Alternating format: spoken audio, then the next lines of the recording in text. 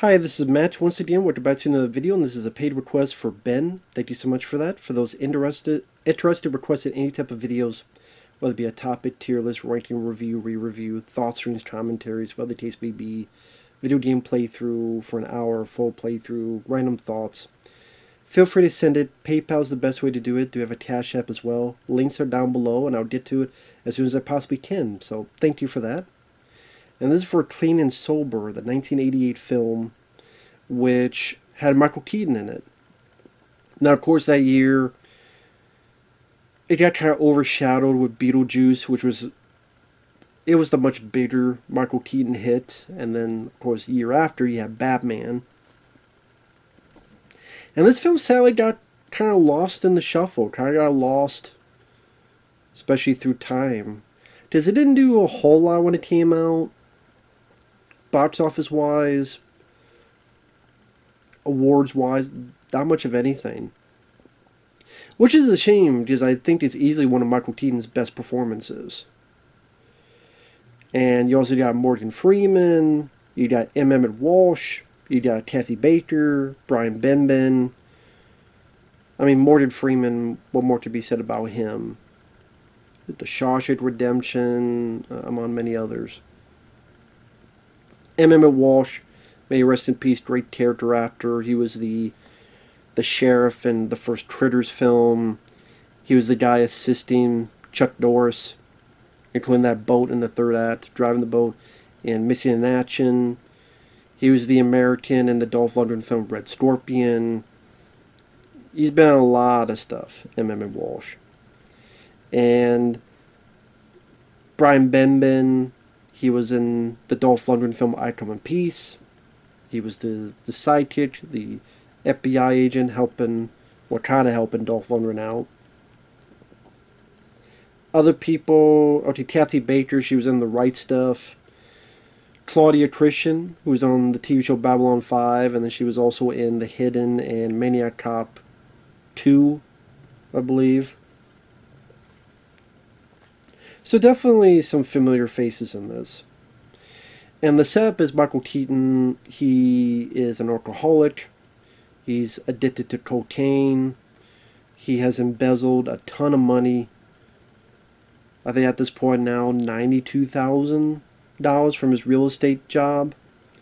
And he wakes up and finds that this woman has overdosed on cocaine. And then later finds out she has died.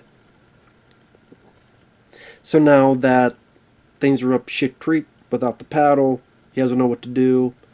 So, because there's a form of being anonymous when you go into these things, at least at the time, he goes into rehab. Now, he goes there at first to hide, and then eventually realizes he has a problem and tries to fix his life a bit. And he goes through his time at the rehab facility. Morgan Freeman is a counselor there. Emmet Walsh is a guy who used to be an addict who becomes Michael Keaton's sponsor. They go through the 12 steps, at least a little bit. Early on, you see him going through withdrawal.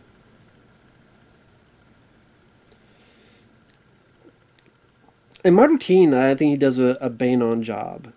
You see just how much he's addicted early on, and you see kind of just how he's just out of it and smoking as can be. And when he gets in rehab, he's just adamant of getting another hit, so he keeps trying to get the phone, get more angry when he can't get the phone. He tries to hit on Claudia Christian, and she says no, and he's like, oh, okay, cool. Oh, thanks for asking. Okay, fuck you too. Like, he just talking to himself, have his own conversation. When he's yelling at Morgan Freeman, okay, yo, that was a $90,000 investment call you got me out of. Oh, you know what? How about you can't use the fucking phone, huh? Okay? You know what? I'm going, motherfucker.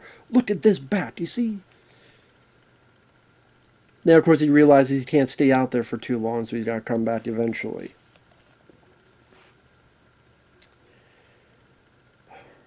And there's a lot of good moments. I mean, there's the moments between him and Emmet Walsh where he's trying to tell him about this 12-step program, and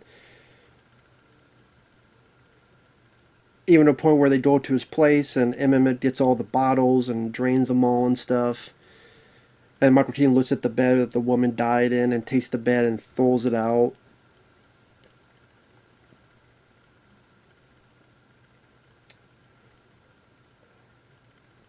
There's the whole romance he has with Kathy Baker, who's also at the rehab. And I would say, like, the first half is more... It's a 2-hour movie. The first half is more of him... The circumstances that happen that gets him into this trouble. Him getting to rehab. Him meeting these people. I think one of them is Tate Donovan. The guy who'd voice, I think, the Disney Hercules movie. He's one of the inhabitants. I said Morgan Freeman's the counselor. And then the second half is more of either dealing with Emmet Walsh as a sponsor or this Kathy Baker romance. Now, the romance is important for a factor that happens later on in the film. I do like the film for Michael Keaton's performance. I think he does a solid job. One thing that always kind of... Because I've seen this a couple times. I don't like that Morgan Freeman pretty much disappears for the second half of the film. I mean, he's there at the very end, but... Granted, maybe at this point, Morgan Freeman wasn't who we come to know him to be. You know, famous-wise. But I wish it was more about Michael Keaton and Morgan Freeman and Freeman helping him out along. I kind of wish that was the main focus for the rest of the movie. I hate that Freeman kind of disappears in the second half. And the film does feel a bit too long at 2 hours. And the romance kind of takes center stage. Now again, there is a reason for this. Again, the spoilers for the third act, but I kind of wish it was a bit more of maybe him contemplating what led to his addiction, what got him hooked on it in the first place. Maybe him trying to make amends with Brian Benben, who's a co-worker, who is not going to give him drugs because he doesn't want him on that shit. But him trying to make amends with Brian Benben, or him trying to make amends with maybe his mom and dad. Because, this is Call, which is a very dramatic call early on where he tries to get money from them. They talks about their will, and she's crying. He's like, oh, no, Ma, come on, no. Ma, no, I'm just saying, like, that money, like, why don't I have that now instead of, waiting for... No, you don't have to move. No one was talking about you moving. And you tell, like, when it hangs up, like, he's affected by that. And good performance from Michael Keaton.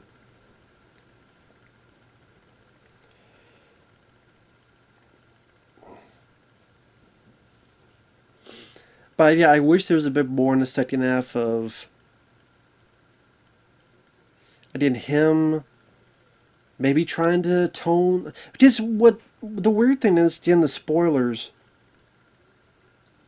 I'll just tell the rest of the movie spoilers. Just that way to better explain my thoughts on it. Like I said, the second half, he's going with Kathy Baker, who's another addict in rehab. They get to know each other. She had this boyfriend who's a piece of trash. Michael Keaton's trying to help her get out of the situation. He even tells the other guy, fuck me, no, fuck you, asshole, this is my house. But then she kind of eventually pushes him away, gets back with that guy, gets on the stuff again, while she's driving, gets to a car accident, and she dies.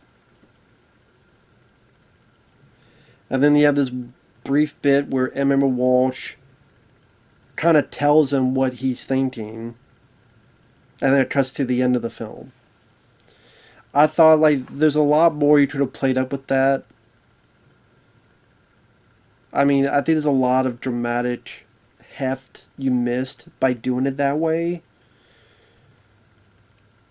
Michael Keaton finding out that this woman he liked died, that's a lot of pathos you could have gotten out of it. A lot of emotion you could have gotten out of it. The initial struggle, him tempted to use, not use, I think that's some pathos you could have gotten out of it.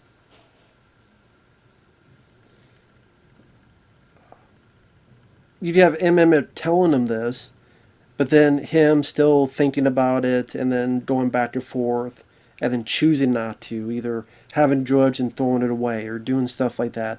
Again, there's some pathos that you really could have gotten out of it. Could have been milked more, is what I'm saying.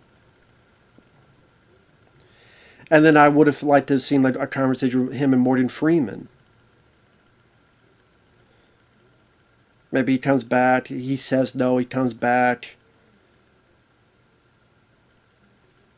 And maybe Morgan Freeman, who for a good chunk of it, like he doesn't say a whole lot to Michael Keaton. Maybe in this instance, like tells a bit, maybe he was a former addict.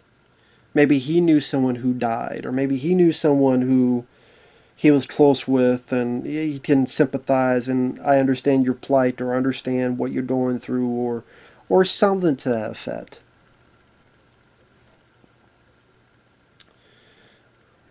I just think there's just a bit more you could have done with that, is what I'm saying. Like if it gets to here, I think the things you could have done to get to here. Also, I thought the whole death of the woman, that issue gets started pretty quickly, pretty easily, because it seemed like at Emmet Walsh's urging, he goes to his job and he tells him what he did. Now, of course, he gets fired, but I thought the whole legal part, that issue got started a bit too easily, a bit too kind of cut and dry, where you would still think the cops would be looking at him, looking for him, because the death of this lady, I mean, I guess you could say it was an overdose, but you would think there would still be an investigation where we need to talk to you, and if you still had cocaine, you would still have to be arrested. And 92,000 is not chicken feed, it's not nothing, it's not changing a couch that you just find. So you think, no matter how long the boss knew this guy, there'd be some legal issues where he's going to be sued or he's going to be in trouble.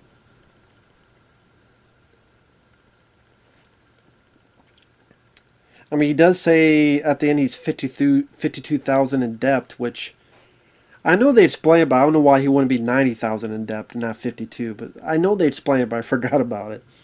But it just felt like those legal stuff just stirred a bit too easily. It was a bit too comfy of just, don't worry about it too much.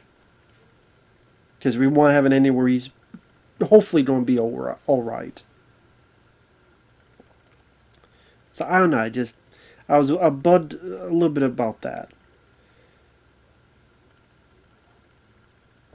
And again, I think there could have been a bit more of like him isolated by himself, trying to overcome this addiction and overcome this turmoil and the use of willpower, use of inner strength, use of,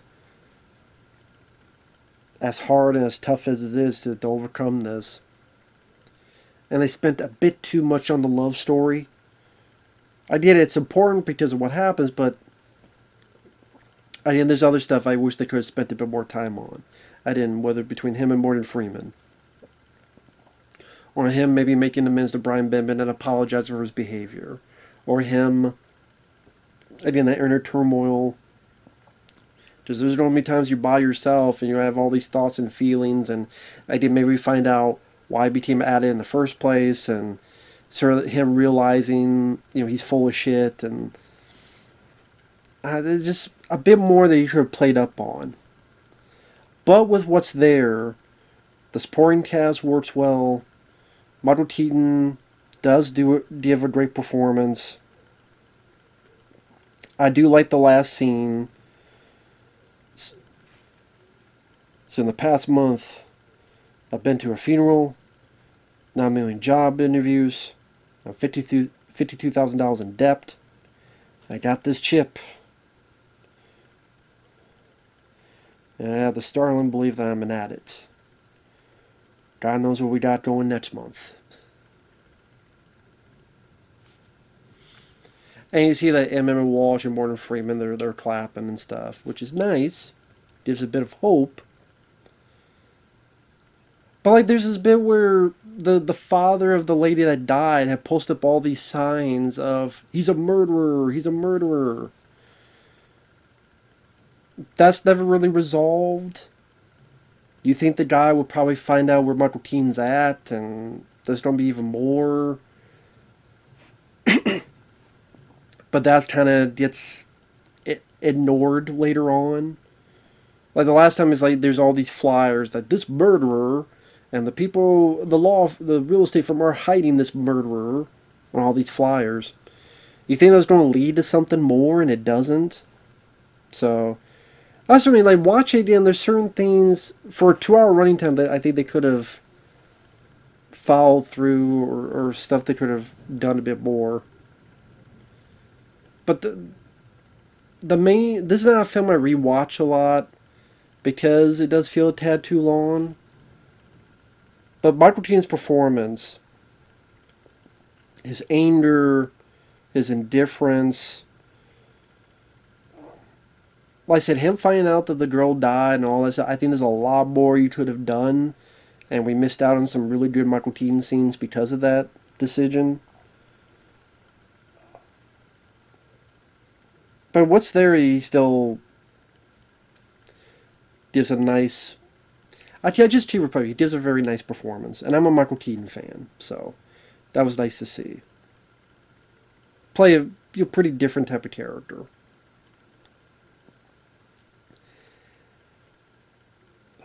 Especially in this era where cocaine was abundant everywhere, and show the toughness of just getting sober.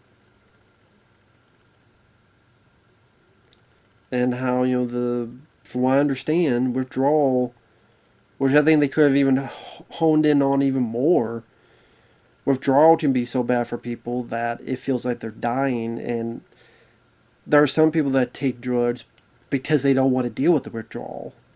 Because withdrawal is so painful and so horrible and so excruciating. And I think it would have been interesting to see a bit of that direction put into this. But,